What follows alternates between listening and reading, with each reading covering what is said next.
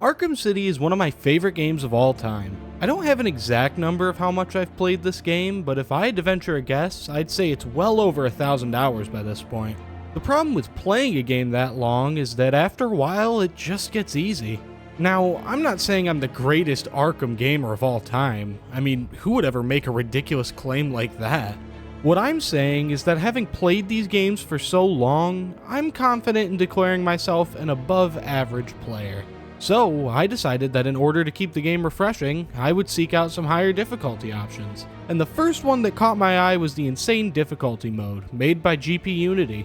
Now, this mod is great. When I was doing this challenge, it changed the game in a few very significant ways, making enemies deal a lot more damage and attack a lot faster. Since I recorded this challenge, a new version of the Insane Difficulty mode has been released, with a bunch of other cool and new changes. I can't stress enough how amazing this mod is, but for the challenge I was looking to do, it didn't quite work. In the spirit of my I Am the Knight Without Upgrades run, I wanted this challenge to have at least these two rules: permadeath and 0 upgrades. And while I love the Insane Difficulty mode, it just isn't suited for a challenge without upgrades. The faster attack speed of enemies means that basically every combat encounter with more than maybe 5 guys would require me to completely cheese it by spamming batarangs, and that didn't sound super appealing. Now, if you do want to see someone complete the Insane Difficulty mode without upgrades, then I highly recommend you check out this video by the Bobinator 531. It's an amazing video with great writing, jokes, and editing. Please do go show Bobinator some love, because this video was well worth your time. So, if I didn't use the Insane Difficulty mode, how did I make the game harder? Well, I made my own mod. Using UPK Explorer, I was able to edit various different aspects of Arkham City to create my own difficulty. Now, whereas the Insane Difficulty mode changes the game in a few big ways to increase the difficulty, I was looking to change the game in a bunch of little ways. And in the end, this is what I ended up with. Batarangs can no longer target anything. Whether it's thugs, fire extinguishers, or buttons, batarangs are not able to target them. If you want to hit something, you're going to have to aim the batarang yourself. And yes, this applies to quick firing too, meaning the batarang is now completely worthless in combat. But aiming the batarang might be a little difficult, since now you aren't able to use throwable gadgets when on vantage points or railings. The only gadgets that work on them are the remote electrical charge and the disruptor. On the subject of gadgets, there are 3 other changes I made to how certain ones function. The remote electrical charge can no longer be used to disarm enemies using magnets. This feature isn't really utilized that much anyways, but with the option gone, Predator encounters are still just that little bit more difficult. The Freeze Blast has been changed from a combat gadget with functionality and puzzle solving to solely a puzzle solving gadget.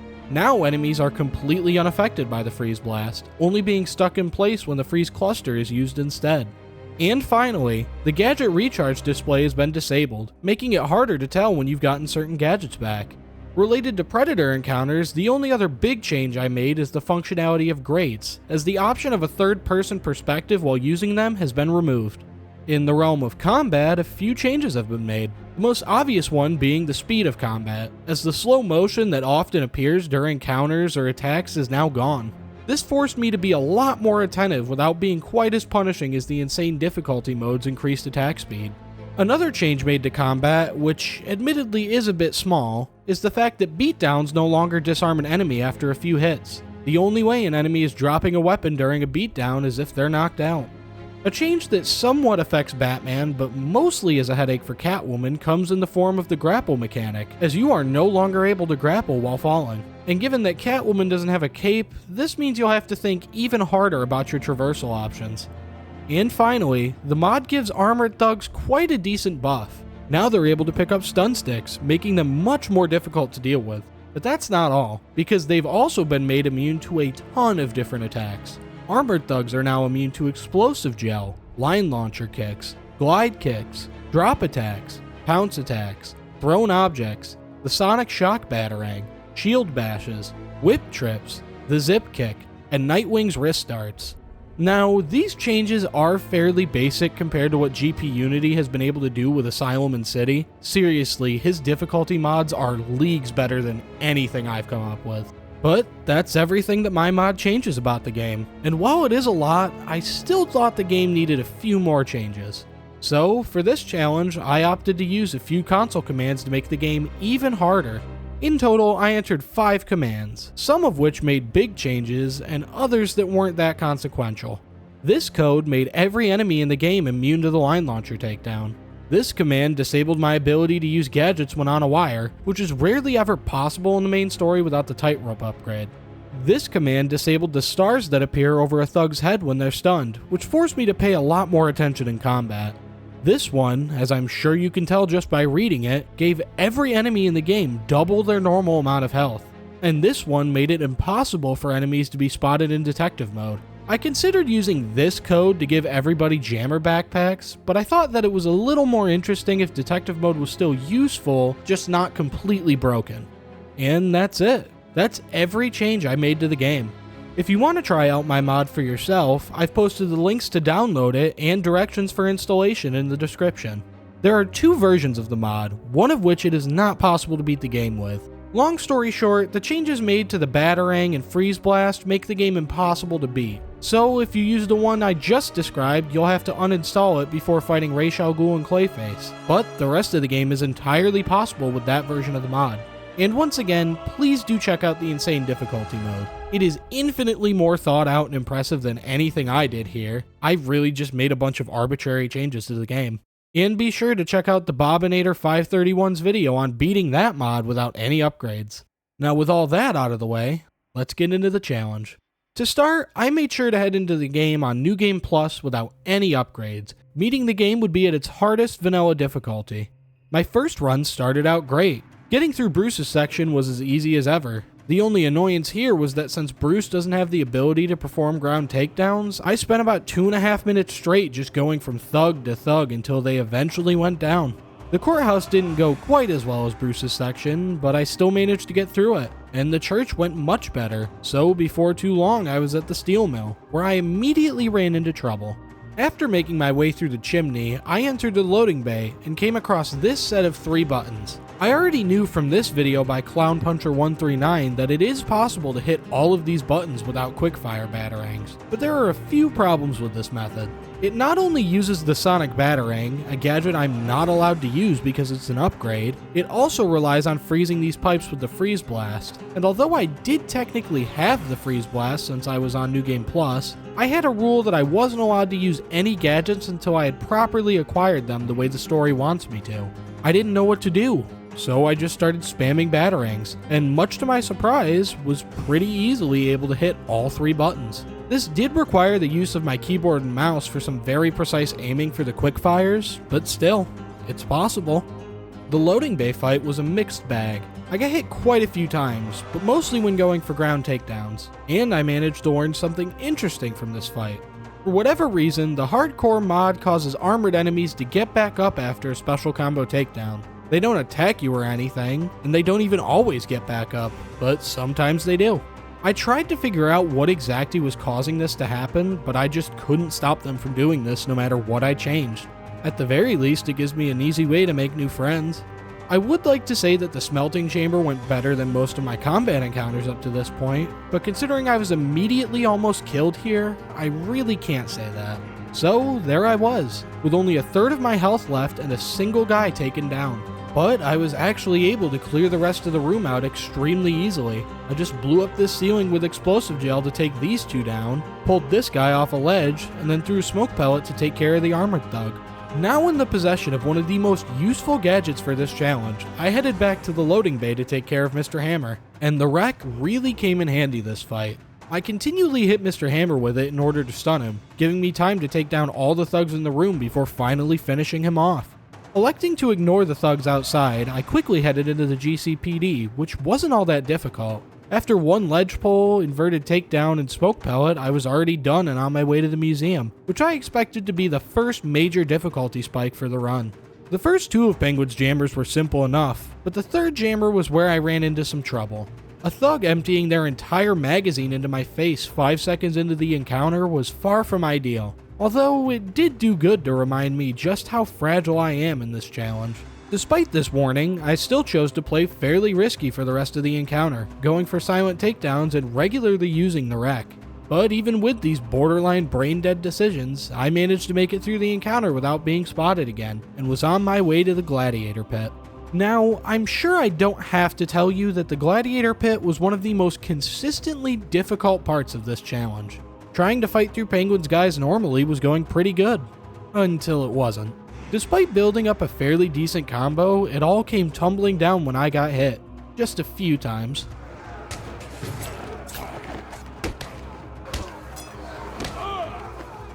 I wasn't proud of my performance, nor of the actions that followed, but if I wanted to beat this challenge, some cheese was going to be needed. So I took the coward's way out and started spamming the dodge over move, ensuring that my chances of getting hit were less than the chance of OJ having done that shit. At the very least, I did partially redeem myself by fighting the last few thugs normally, and with them down, it was time for the second wave of thugs to come in, starting with the big boy. Lucky for me, the game heals you between waves, meaning that I was in minimal danger while taking on the Titan Thug, but I can't say the same for after he went down. With my health in the red, I was worried, but I had already been a coward once this fight, and I was not about to do it again. Yeah, no, I lied, I'm a coward.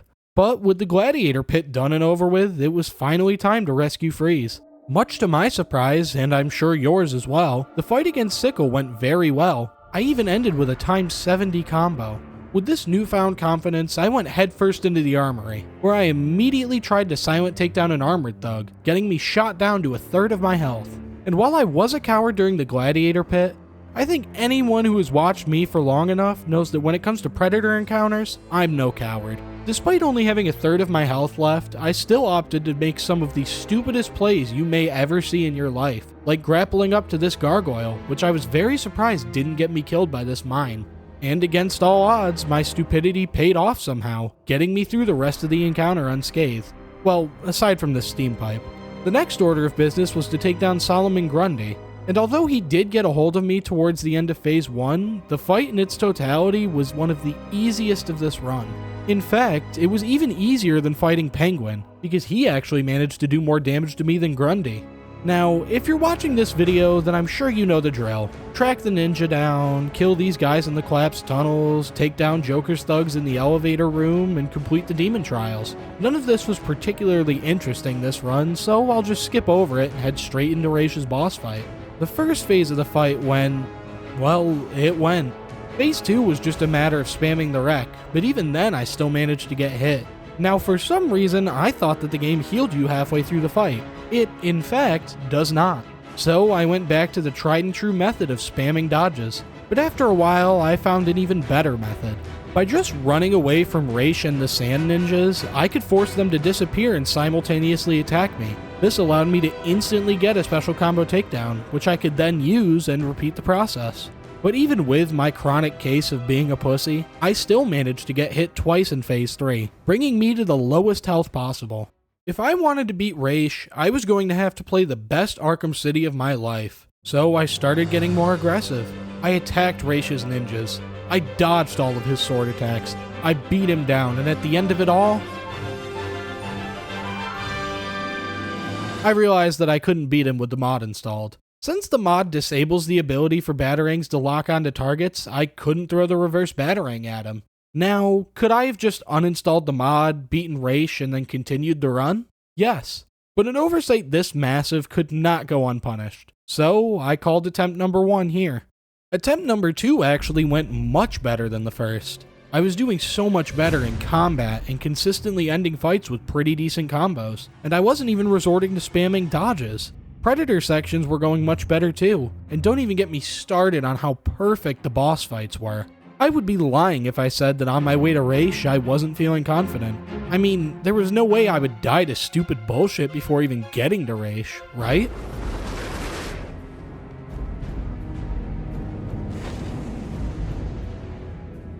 Yeah, so I think some explanation is needed for how I managed to die here.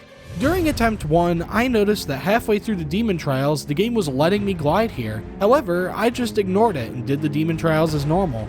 But not on this attempt. I decided it would be a great idea to try saving myself 15 seconds by going straight to the first ice block instead of just landing normally. The game had a different idea though, since it completely took away my controls once I was far enough from Raish. Attempt 3 was certainly one of the attempts I did. Things started out good enough, with me getting through Bruce's section in the courthouse near flawlessly, but after getting to the steel mill, things began to fall apart. From the loading bay fight onwards, I just couldn't consistently keep my health above red. Whether it was combat encounters, predator encounters, or boss fights, I was rarely doing good. I was forgetting where enemies were, failing to pull off basic strats, and was getting comboed harder than Leon in Resident Evil 4 Remake. Now, that's not to say there weren't some hidden gems in my gameplay, like when I knocked out this thug by pulling him off a 5-foot ledge, or when I managed to kill these 3 thugs at once. And despite my immensely terrible gameplay, I still made it through Raish's fight, just barely scraped by when exiting the subway tunnels, and made it to Mr. Freeze. Immediately I tried to get Freeze with an electromagnet, but was met with the deletion of half my health bar instead. Terrified at the notion that I could only survive 2 more hits if I was lucky, I played the rest of the fight as safe as possible. Now, Freeze was easy enough to bait around the map. Him following my footsteps already made the job super easy. This not only helped me to easily guide him wherever I needed, but also helped me have a good idea of where he was at any given moment, a task made very difficult by my lack of detective mode. So, I took Freeze down, saved Vicky, and was on my way to the steel mill. The cooling tunnels were easy enough to get through, so I was back to the smelting chamber in no time. Here my main strategy was to send thugs flying off ledges, using either the remote control batarang or the bat claw. This strategy worked amazingly. It allowed me to take out half the room without ever being spotted. In fact, the closest I got to being spotted in this predator encounter was when I accidentally quick-fired a freeze blast while teabagging. From here, I entered the assembly line. Usually to get through this room, I would either disrupt the sniper's gun or just freeze him before using the line launcher to get over to him. But since neither of those options are available this run, I had to turn Arkham City into Metal Gear Solid. After finally making it over to the sniper, I decided that just knocking him out wasn't enough. So I dragged him over to this mine and killed him for 2 reasons. 1, it's very funny. And 2, this allowed me to see just how much damage mines actually did to me. And unfortunately, it's a lot. I wasn't too worried though, since there were plenty of Riddler trophies around that I could use to heal myself before the ghost train. Speaking of the ghost train, that was up next. It was also the last thing up this run, because I did absolutely terrible in this fight. In fact, I was doing so terribly that instead of letting Joker and his guys kill me, I just quit the run altogether. I did go back in to practice the fight a bit, not that my practice went all that much better, but at least attempt number 4 was going a lot better. By the time I got to the Gladiator pit, I was consistently doing well in combat, even getting up to a ×43 combo, before dropping it and then getting my ass beat harder than Dumpster Bear's father in Epic Dumpster Bear 1.5 DX. The final blow that cost me this run happened when this thug used his Spidey sense to kill me before I even had a chance of taking him down. Attempt number 5, to put it simply, was amazing. I really was just doing so good. I was building high combos left and right. Sure, I was almost always dropping these combos after a while, or was only achieving them after getting my ass kicked for a bit, but still, I was building the combos. I mean, I even managed to get through the ghost train. Kind of.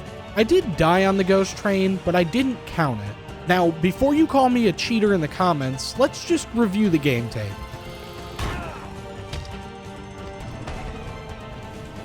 As you can see, not only was Mr. Hammer damaging me via Bluetooth instead of his hammer, I was also wombo comboed by him and his little brother. Considering I died to a glitch, I decided not to count it. Besides, I needed to get revenge on these two anyways, and this second try went a lot better.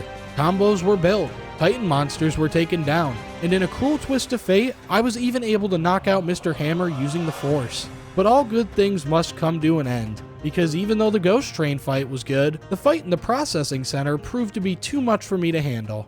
And the worst part of it was that only 3 thugs were left to be knocked out when I died. I was defeated. I was at the last combat encounter of the game, only 3 thugs left, and I blew it. I really didn't know if I could go on.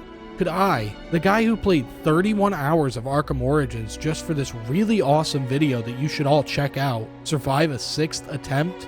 Yes, I could, but not 7, that would be way too much. So I had to make sure this 6th attempt counted.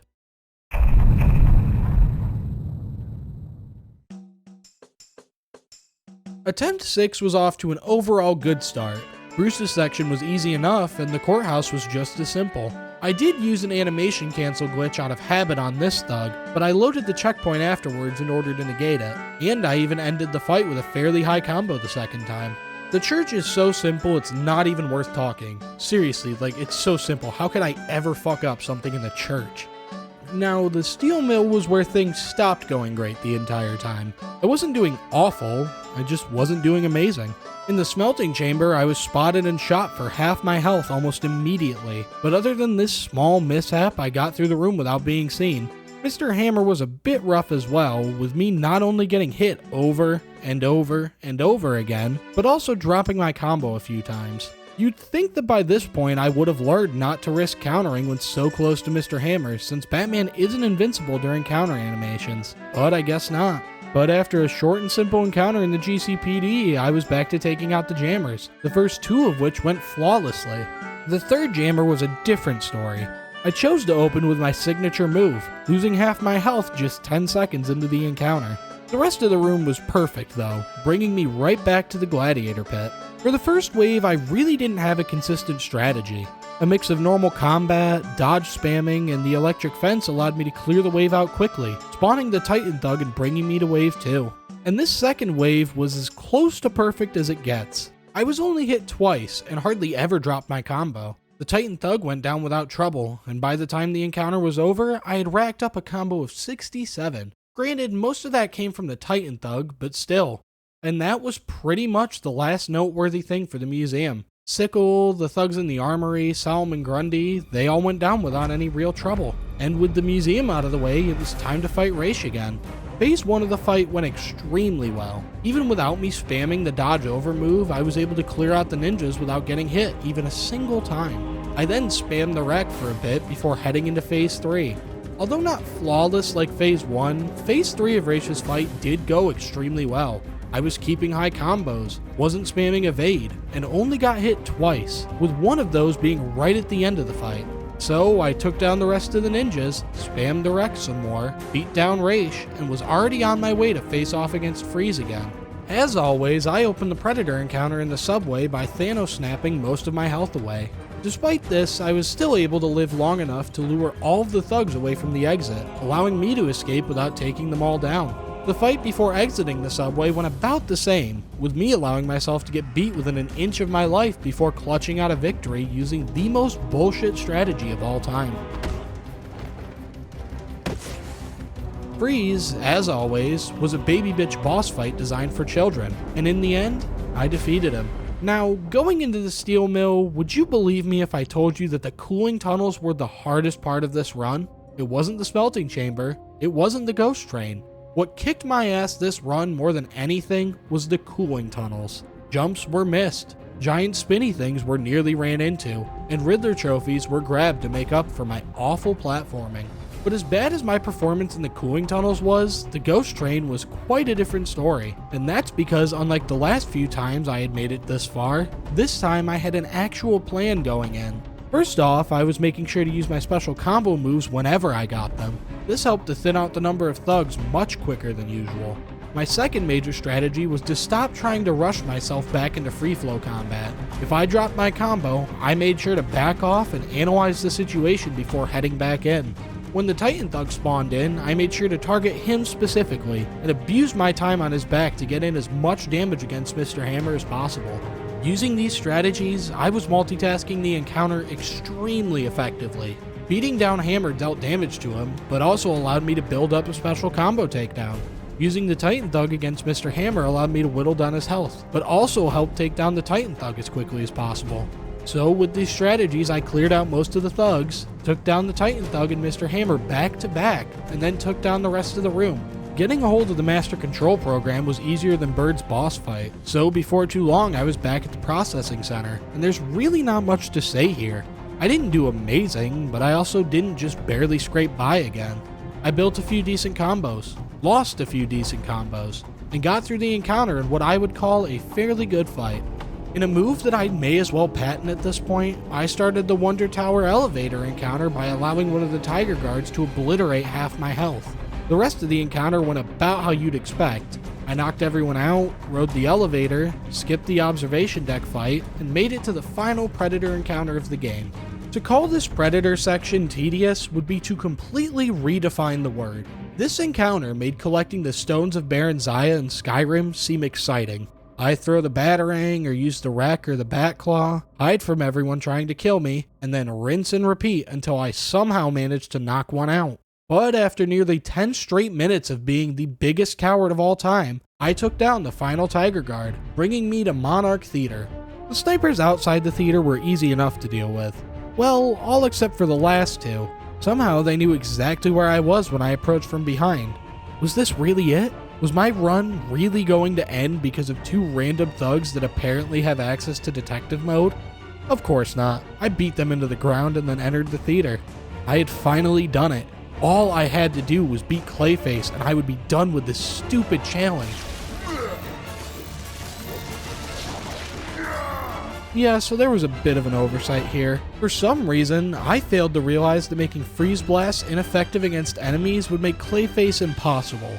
I considered for a while trying to beat him using only explosive gel and the explosive barrels around the room to damage him, but even if I did manage to get his health down low enough to freeze him, how was I supposed to do that? Freeze Blast didn't work, and I wasn't allowed to grab the Freeze Cluster. And even if I did have the Freeze Cluster, it wouldn't have mattered, since it can't be used to damage Clayface during the final phase of his fight.